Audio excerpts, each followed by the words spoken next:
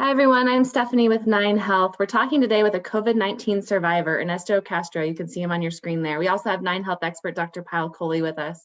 We're going to talk to Ernesto about his experience, how he's feeling today is probably the most important question I can ask him. And if you have coronavirus questions, 9 Health expert Dr. Pyle Coley can answer those.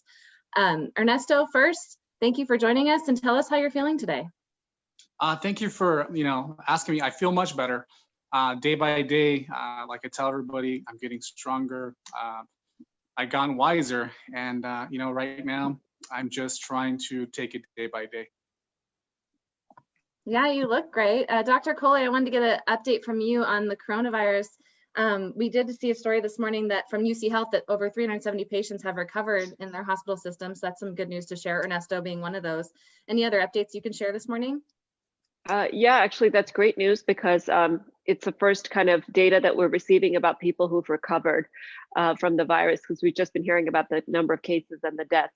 The other thing that was very positive and promising today was that the FDA has done an emergency approval on the saliva test to detect coronavirus. And what that does is two things. One, it makes the testing more widely accessible and available because now people can do this at home.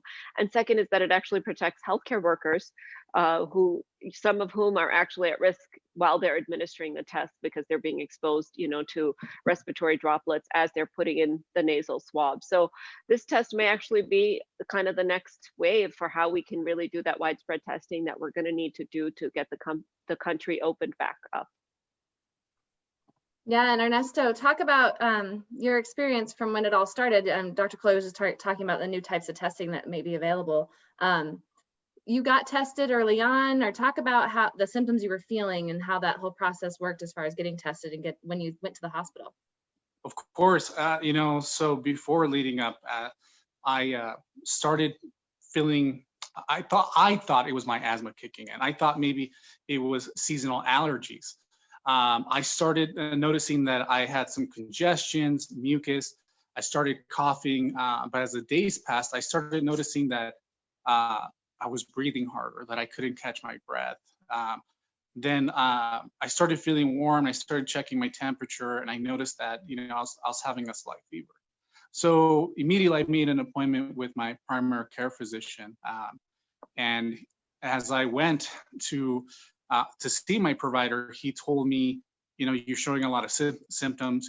You're at high risk. You are, you have asthma. And I said, okay, what's the next step? And he says, I'm going to give you a doctor's note as of this moment. You're in quarantine 2 weeks, and hopefully we can get you tested, between that time in Denver.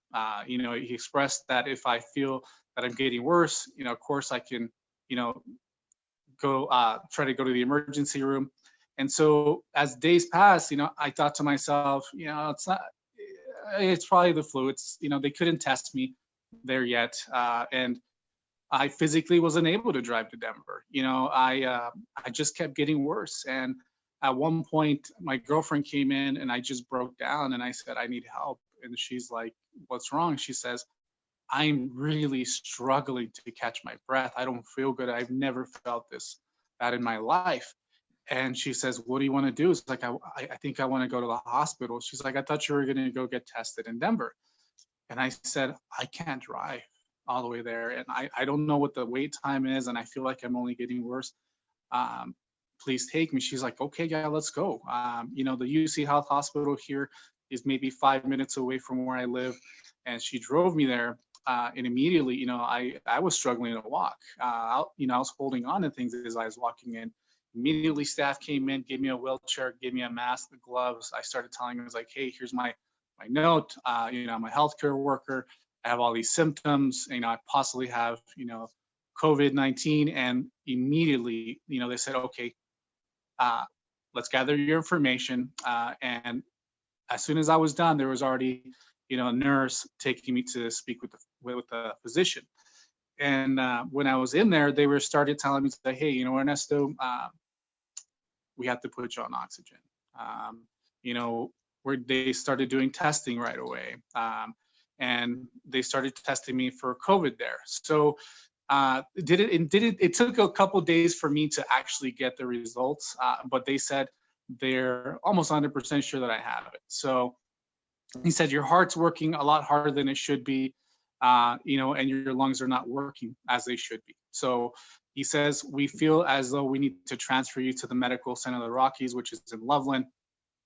And, I think you'll do better there. So I said, okay, I'll just drive myself. He's like, no, you're not able to drive. You are on oxygen. At this point, we need to transfer you in an ambulance immediately.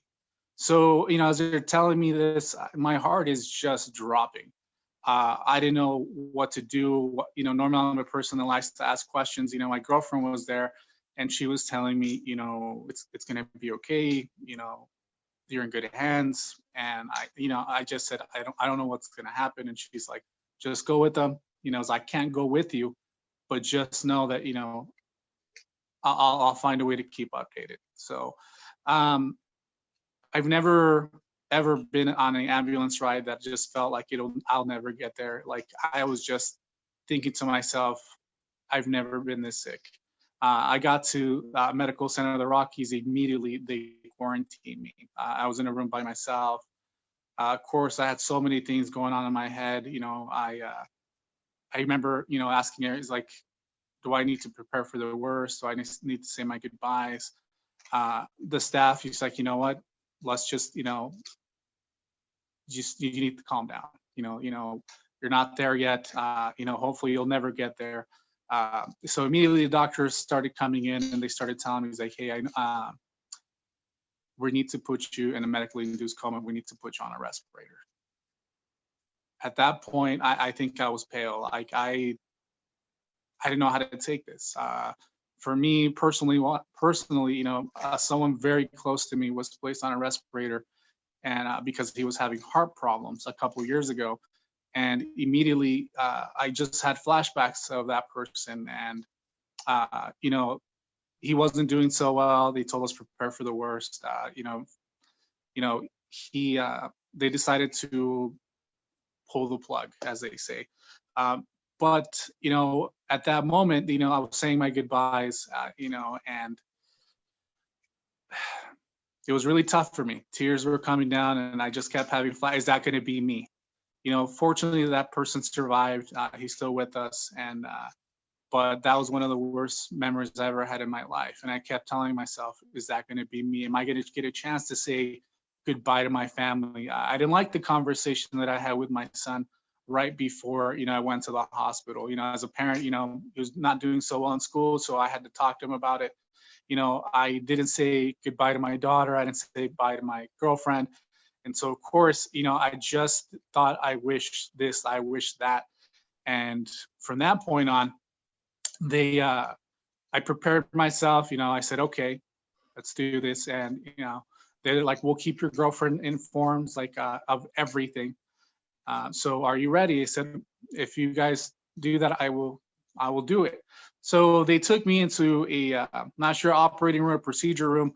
I just remember them, putting a mask on my face. They started, helping me with my breathing. And, they started doing, hey, do a countdown, I think from 100 down. And that's all I remember. 6 days passed. That's how long I lasted in the respirator.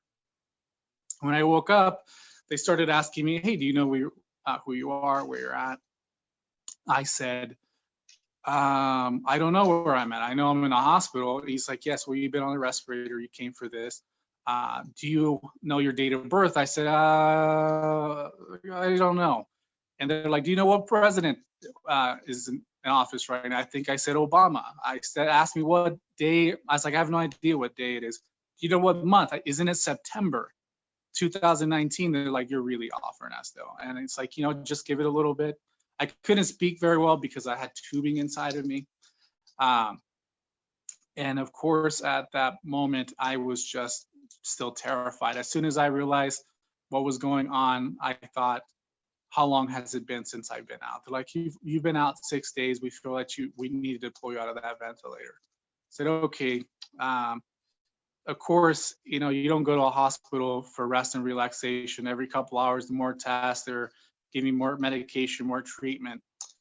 They were giving me the treatment that's, right now I've been giving to everybody. They explained it to me. It was a medication that's normally used for malaria. And I cannot stress this enough. UC Health, if it wasn't for them, I wouldn't be here. With all the doctors, the nurses, all the staff, I'm truly grateful. My family is too. And so I felt like I was not getting any better. Of course, I think I went 3 nights without sleep straight. I'm a very prideful person. I hate asking for help. I'm used to being the person that helps out everybody. Until, nurses started coming in and say, hey, the night nurse started telling me that you were up all night. And I said, yeah, I just couldn't sleep. Okay. Then they started seeing a patterns, like, in one of the amazing nurses there, said, hey, I noticed that you haven't been on your cell phone. It's like, well, I lost it. I said, so you're telling me you've been here this long and you haven't spoken with any member of your family? You haven't texted anybody? You haven't? I said, no. It's tears started coming down my face. And he's like, I'll call your girlfriend. She's been calling every day. And I said, I can't speak very well. He's like, if you whisper to me, I will tell her what you need to say. So he was trying every which way to do it. And I was just so depressed, so down. I just kept saying, not right now. And he kept, every once in a while, like, again, this guy was so amazing. I wish I could remember his name. He kind of kept poking and, hey, how about now? And I said, okay. And I finally, somebody finally came in and found my cell phone. And immediately I started contacting everybody. He's like, oh, we know you've been in the hospital. The doctors have been contacting with Claudia. Claudia has been telling everybody, to pray for you, to, just make sure that they know that, to tell her that you are loved and that all of us are here worried about you. So I was on the max oxygen. I think it's 6 or 7 liters, if I'm correct. And little by little, they started bringing me down. And so as the days passed, of course, I still have a lot of congestion in my lungs. Every time I cough, they encouraged me to cough stronger, to get it all out. That's exactly what they wanted me to do. And that's exactly what I was trying. I could only sleep face up or rest face up. I couldn't be on any side because I just couldn't handle all that coughing or congestion. And not because of the fevers and everything that I was going through, but I just couldn't be on my side. So as the days passed, you kind of sit there and think to myself, am I ever going to get out? Every day I think to myself, I'll speak with the doctors and everybody's like, what do you think? Am I like another day, he's like, you know what, Ernesto, we can't even ask that right now. You are not able to. I was a risk to fall. So I was so weak from being on a ventilator, being so inactive, that I had to have someone tie a belt around my chest to walk me towards the bathroom, or I had to use the bedpan. To me, that's incredibly embarrassing. I've never been in that situation before. So probably the day of that I was released, I was physically able to get up. The day previously, physical therapists came in and started helping me with a little bit of exercises, and they started motivating me. It's like, you know what? If you can prove to us that you can physically walk by yourself, we will get you out of this fall risk. And so I said, okay. He's like, I will prove it. And he says, we feel very motivated. And I just remember grabbing my cell phone. And I said, and I showed him pictures. I showed everybody pictures of my kids and my family. I was like, this is the motivation that I need.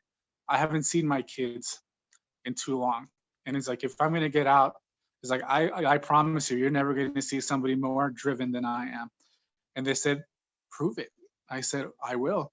So I remember, digging deep. They're telling me to walk from one end of the room to another.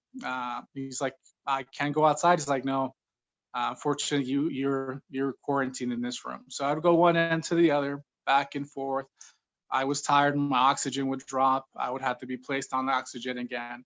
And so as the day passed, they asked me, they came back and said, hey, do you have stairs? And, I always think of that cartoon or movie, the Kung Fu Panda. He's like my greatest enemy, stairs. And right now, that is my current enemy, as because I struggle with stairs because of my muscles and my breathing. So as they brought a step where I'd have to go 15 times up and down, and I kept repeating it until my oxygen stopped, or my oxygen was okay.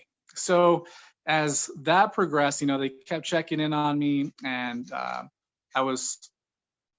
the next day I was lifted from that, from being just in bedridden. The doctors came in and asked me how do I feel, and I told her, he's like, you can ask the nurses, as all of them already know me. It's one of the most difficult times in my life. Some of them met me when I was in the respirators. Like, I took care of you, a couple of days afterwards, you couldn't hardly speak. There was 1 day or 2 days where you couldn't speak at all because they just removed the tubing from your throat. At the end, the doctor told me, he's like, you're actually having a good conversation with me. We're having we're having a really good talk, and I enjoy it. He's like, I feel that you're strong enough. And she asked me how I felt about it. I said, in all honesty, as much as UC Health is doing a tremendous job with me, I feel that I cannot recoup without my here at the hospital. I said, I need to go home. I need to be with my family. And I just found out that my girlfriend had the coronavirus. She kept it low key, so I didn't have to worry. She had gotten tested. She was already in quarantine. And of course, my heart, it was just like, oh my God, what happened? And she says, I probably got it from you. He said, the kids are okay. We were okay. I just didn't want to tell you because I didn't want to stress you out. And so she was in quarantine. And when I finally, I got the doctor's permission, I called her and I said, hey, you know what? I proved to the physical therapist that I can finish the physical therapy at home. They told me that, the worst part is over, that I can go home. He says, the doctor feels confident that I'm recouping. And from there, I asked her to pick me up. One of the happiest moments of my life, because as you can imagine, it was almost 2 weeks since I haven't seen my family. So, I remember telling my girlfriend, are you here yet? Are you here yet? Are you here yet? And she says, I'm on my way. It's, you're in the next county, so I'm not going to be there in 10 minutes. So I remember right before, she came in, they had brought in a wheelchair. The nursing staff's like, okay, just let us know. Here's a wheelchair, but let us know when you're ready and we'll escort you out. As soon as I know my girlfriend was like maybe 10, 15 minutes out, I was already in the wheelchair, fully dressed, already had my bags, already had my water. The nursing staff that, came in is like, oh, you already have your mask. I was like, I'm ready to go. And so as they were walking me, I had this such great feeling in my heart. They walked me out through the main entrance. And as you can tell from the pictures, or you couldn't tell, I was just really anxious. My girlfriend pulled up with my daughter, and I immediately started crying, tears of joy, of course. I saw my girlfriend first, and then I smiled. I said, hey, I'm coming home. And she's like, can't wait. I got in the car, and immediately I saw my daughter, and I couldn't touch her yet. I was still wearing gloves and a face mask. And she kind of did the side look of like, I know this guy. Who's this guy? He's looking kind of shabby and raggedy. And then she heard my voice like, baby, I'm here. I love you. I missed you so much. And she started, oh, like, I remember you. Like, you're my dad. She started calling me dada. And like I tell everybody, I've never seen the sky so blue. The air just tasted so much fresher than before. I have this new outlook in life, and I have more passion for what I do, and I'm truly happy now that, that I'm home and the worst is over. Yeah, thank you for sharing that story. We did get a question about underlying conditions. You said you had asthma, and I think the UC Health article said pre-diabetes, but you're overall a pretty healthy guy. I think the UC Health article said you're training for a marathon before all this kind of happened. Do you think that extra exercise helped you recover? Yes, that's an excellent question. So you know what? I've always taken good care of myself. I can't say I'm the healthiest person, but at the same time, I felt that I was very driven this year, really motivated. I've always wanted to do a marathon, and you know what? I just one day woke up, it's like, I'm going to do this for my own health. I work in case management. I assist with diabetes education, and I always tell patients, I got to put my money where my mouth is, and I got to, show, if I can do it, you guys can do it. And so I wanted to prove to everyone, especially myself, that I could do this. So every day I would go to the gym. Every day I would go running. I would work on my eating habits, and I've never felt so good in my life. And then all of a sudden, coronavirus was hitting Colorado harder and harder. And I said, you know what? I'm just going to take this week off the gym. I'm going to work out at home. I'm going to run outside. And I truly believe if it wasn't because I took my health a lot seriously and because I wanted to do that marathon, I don't think I would be here. If it was maybe a year or two ago that the coronavirus hit, I don't think I would be here. But yes, I truly believe that if it wasn't because I improved my health, I wouldn't be here. So talk about you're still doing physical therapy now at home. You've been home for a couple weeks. Yes. Oh, sorry, Dr. I Cole, wanted to just make a couple of comments about Ernesto's history because it is kind of very classic. So first, you did talk about his risk factors, which are as being an asthmatic and being pre-diabetic, but also being Latino ethnicity. We're learning is a risk factor for having worse outcomes. The next thing that I want to talk about is what he described, which was the initial feeling of just kind of mild shortness of breath and then having this sensation that you just can't catch your breath. That is pretty classic for how this coronavirus gets into your lungs and how it affects your breathing. So I think he really read the textbook when he was talking about what happened with him. And then I wanted to talk about his time on the ventilator. He was on there for about 6 days, which is actually, he's really lucky. Ernesto, you're lucky because a lot of coronavirus patients are staying on for 2 to 3 weeks, whereas normally when somebody gets on a ventilator, it's usually for 2 or 3 days. So we know that this virus really does wreak a lot of havoc on your lungs, and it does require extra time to recover. And then as he was talking, what also struck me was the symptoms he was describing of having the cough, not being able to lie on his side. Many of the effects of this virus can actually last for several weeks after, including things like having a cough. Sometimes people have neurological symptoms like loss of taste or smell that can go on for many weeks or months. And the fatigue that can happen after this kind of an experience can certainly be profound and take months for you to completely recover. And then the last thing that I wanted to say was, what you were talking about physical therapy, just how important that is to really help to rehabilitate your lungs and your body and everything else to try to get back to where you were before. Because after this kind of an experience, it's a multi-organ system problem that's affected all of your organs. It is extremely important to figure out how you can incorporate that regular activity, physical therapy, breathing exercises, those things into your life to help with the recovery process. Yeah, and Ernesto, if you want to just talk about what you are doing right now, what your physical therapy kind of looks like and how recovery looks, and will you ever get to run that marathon that you were training for that you wanted to run? It's probably not going to be anytime soon. I've spoken with my primary care physician and over the teleconference, and he told me, he's like, he honestly had to come to Jesus, and he says, your definition of slow is different from mine. You think you're just going to be over this in a day, in a week? You're not. He says, you've been through a traumatic experience and you need to realize that. He says, your lungs and your muscles, are not where they should be at. So right now, I'm currently working on stretching. I use resistance bands, light weights. Of course, I face my enemy every couple of minutes in regards to stairs. I go up and down as much as I can. But after some time, I get really shaky for my legs. I start looking for my inhaler right away.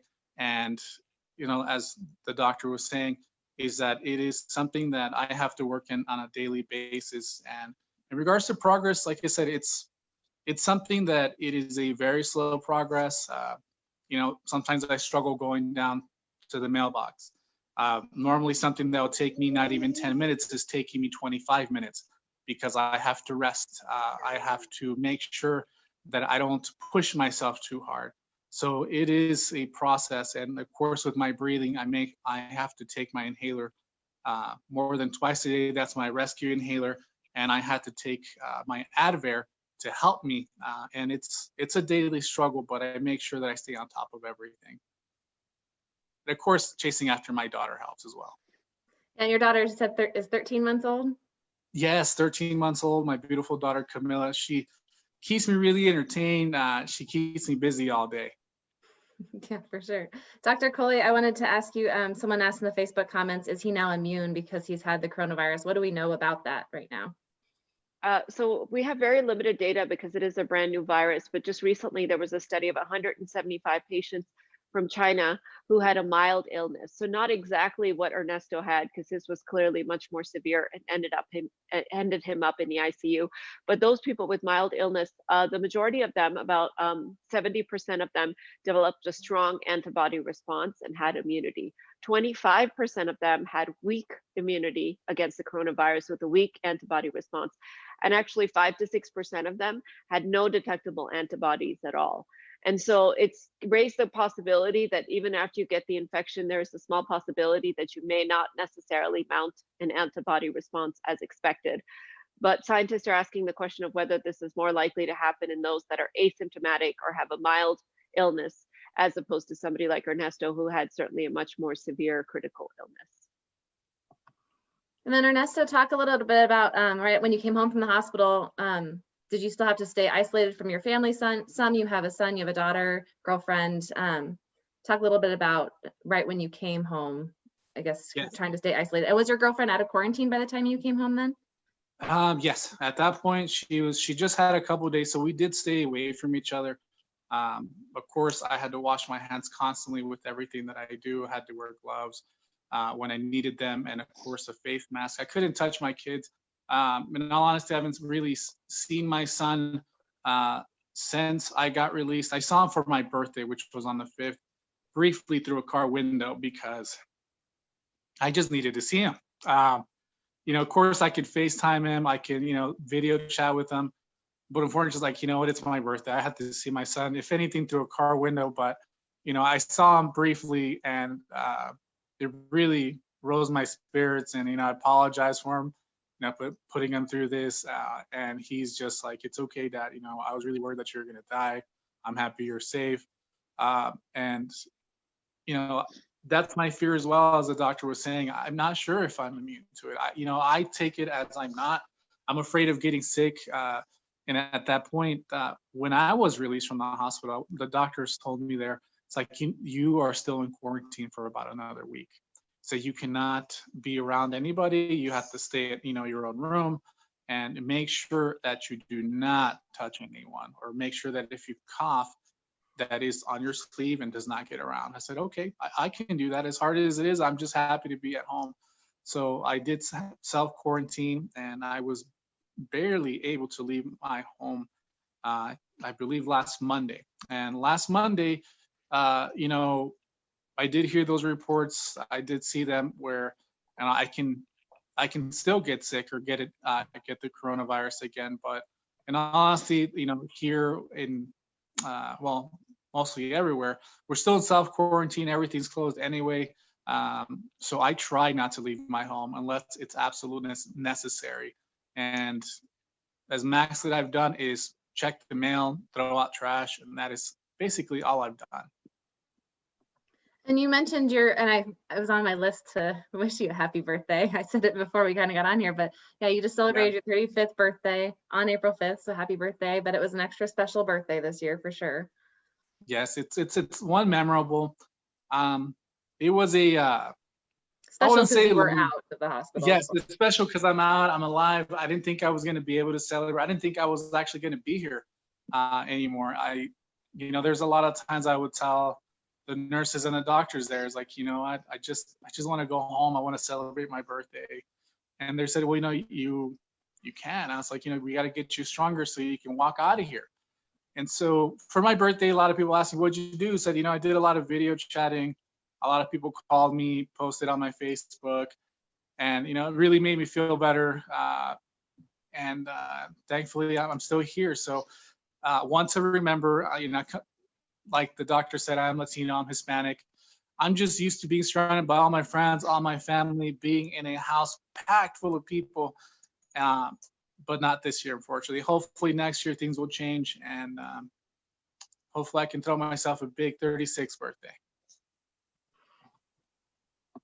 Yeah, hopefully the next year is a much better one. Dr. Coley needs to jump off. I'm going to ask you a couple more questions, Ernesto, and then I'll let you go. But Dr. Coley, thank you for joining us. Is there anything else that you wanted to add about his experience, or what do you think? No, Ernesto, thank you for sharing your story. And the one thing that you mentioned that I just want to emphasize is, even after people get out of the hospital and they recover from this, there's some evidence that you could be infectious for up to 2 weeks afterwards with your respiratory droplets. And they're also finding that you could be infectious with your stool because the virus is present in the feces as well. So it's really important to keep doing what you're doing, washing hands, and especially with kids around, making sure everything's staying real clean. So I wish you all the best and good luck with your recovery.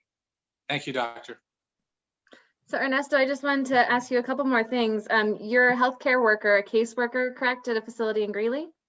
Yes, I've been proudly serving my community for it's going to be 16 years in September. So I do a multitude of things. I do a little bit of social work. Primarily, I help with diabetes education. I work with colorectal program.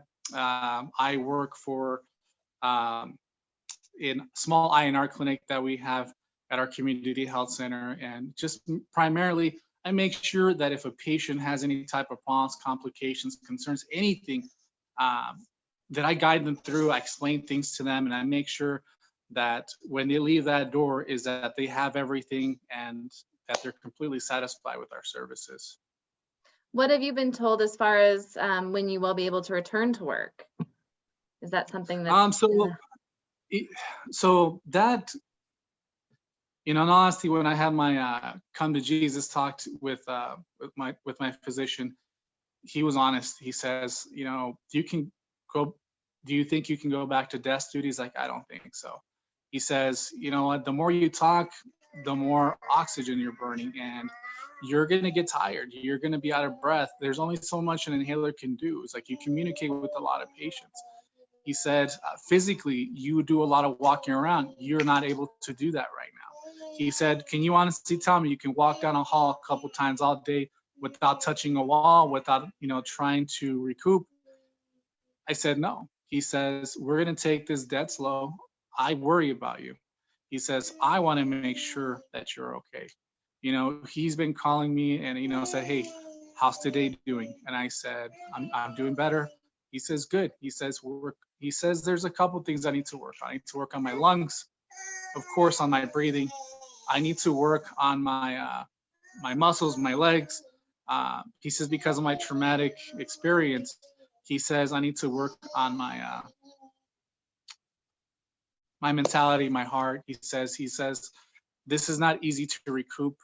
He recommended support groups, which UC Health is currently trying to work on getting me that information. But it is something that I still traumatizes me. He thinks possibly I have PTSD. He can't properly diagnose me yet, but he says he's going to have my primary care is going to try to have somebody reach out to me.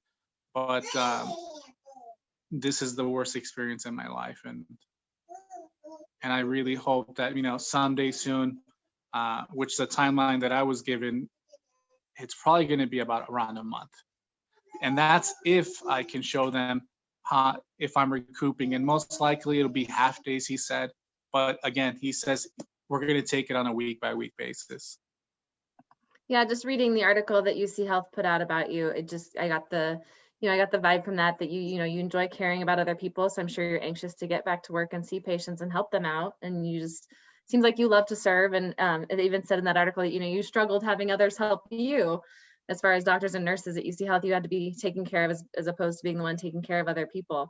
So I'm sure you're anxious to get back to all of that. And I've had you on here for a while now, so you just mentioned a lot of talking kind of makes you out of breath, makes you tired. So I'm going to let you go here in just a minute. You did mention before we got on here, and you were talking about, mental health, having PTSD. Before we got on live, you said that your mom and your dad has coronavirus, COVID-19. Your mom's being tested today. They didn't catch it from you, but again, you said that, you're really not going to be okay until everyone is okay. No, in all honesty, it's my dad. My dad's not only my dad, but he's one of my closest friends. I speak with him daily. I hang out with him almost every weekend. And as great as UC Health is, I was honest with him. It's like, I'm not going to be happy until I have my dad back. Until I get him home. It's still a road to recovery for him. He's fighting the coronavirus. He just got a kidney transplant about a year and a half ago. So the kidney function just kind of dropped a little bit. But they said it's still nothing like that's truly concerning. He had fluid buildup around his heart, which they're currently still working on. But they're really optimistic. My dad says that he feels better, a little bit better every day. My mom this morning was just having a lot of body aches. She says she was having congestion. She is a JBS employee. And so her thing is that, did I give it to your dad? Did your dad give it to me? But I told her my dad is the type of person that, he's been disabled. He doesn't leave his home. He's like, how can he get it? And so she says, I think I may have gotten it. And I gave it to him. And I just, my mom's a very strong woman. So this morning, it was heartbreaking to have her call me and say, hey, same thing as I said, I'm not okay. I don't feel very well. She's like, I'm gonna go to the emergency room. I'm gonna call somebody if they can give me a ride. And so right now, she's currently at the emergency room at UC Health, and I'm just waiting for her to let me know what's going on. And hopefully there's good news for both of them soon as well. And it's good to hear that your dad's feeling a little better. And you had said he's just on oxygen right now, not on a ventilator or anything like that yet. So that's good to hear that he's feeling a little better. And hopefully your mom start feeling better as well. I'm going to let you go. Is there anything else that you want to say to people about your experience, or anything you want people to know about the coronavirus in your experience? Oh, and it muted Ernesto on me there. Sorry.